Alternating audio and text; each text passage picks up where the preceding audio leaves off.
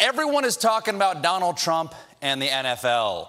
Are you ready for some racial tension? The hosts are unleashed, people. After a weekend of tweeting and demonstrations sparked by President Donald Trump's opposition to players kneeling during the national anthem, late-night hosts weighed in Monday night. Trevor Noah, Stephen Colbert, and Seth Meyers were just some of the comedians who took on Trump's tweets and the response. All of them agreeing that, despite the president's comments and tweets to the contrary, kneeling during the national anthem has everything to do with race. Just like your presidency. Colbert added on CBS's Late Show, those players are protesting racial injustice. They're not protesting the American flag.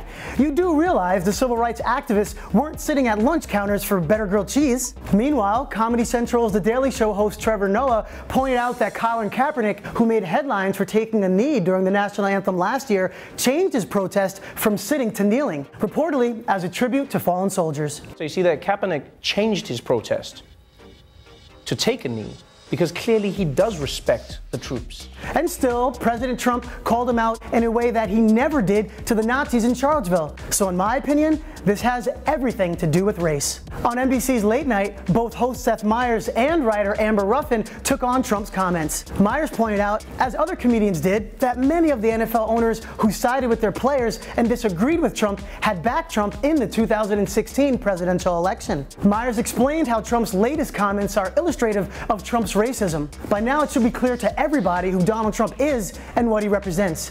When black athletes peacefully protest racism and police brutality, Trump has no problem summoning his outrage. But when white supremacists march with Nazi flags and Confederate flags through the streets of an American city, he equivocates and then defends them.